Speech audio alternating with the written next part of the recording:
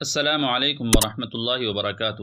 معزز ناظرین، میں ہوں محمد طیب قاسمی اور آپ دیکھ رہے ہیں طیب قاسمی آفیشیل یوٹیوب چینل۔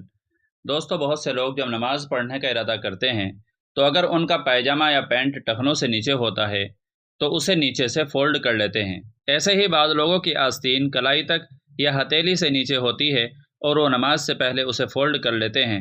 تو بعض لوگوں کو یہ کہتے ہوئے سنا جاتا ہے کہ جو لوگ پائجامہ یا آستین موڑ کر نماز پڑھتے ہیں ان کی نماز نہیں ہوتی۔ تو کیا حقیقت میں ان کی نماز نہیں ہوتی؟ اور شریعت مطہرہ کا اس سلسلے میں کیا فتویٰ ہے؟ چلیے اس سلسلے میں دارالعلوم دیوبند کے فتوے کی طرف رخ کرتے ہیں کہ اس میں کیا جواب دیا گیا ہے۔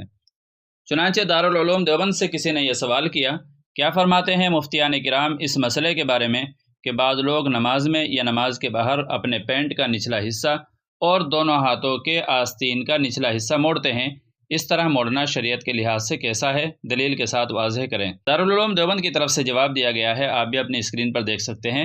جواب: بسم اللہ الرحمن الرحیم۔ الف، پینٹ یا پاجامہ وغیرہ ٹخنوں سے نیچے پہننا شرعاً جائز نہیں ہے۔ حدیث میں اس پر سخت وعید آئی ہے۔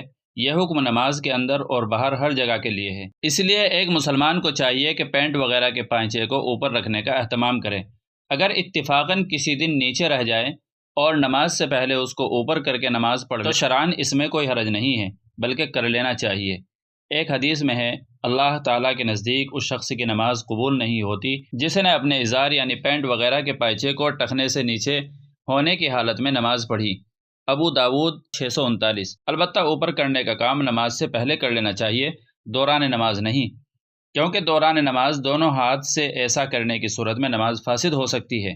دوسرے سوال کا جواب دیا گیا ہے، با، اگر قمیص وغیرہ کی آستین کلائی یا ہتھیلی سے نیچے ہو تو اسے اٹھا کر کلائی تک کر کے ہی نماز پڑھنی چاہیے تاکہ رکوع سجدہ وغیرہ ارکان ادا کرنے میں پریشانی نہ ہو، لیکن یہ عمل بھی نماز کی نیت باندھنے سے پہلے کر لینا چاہیے، نیت باندھنے کے بعد نہیں۔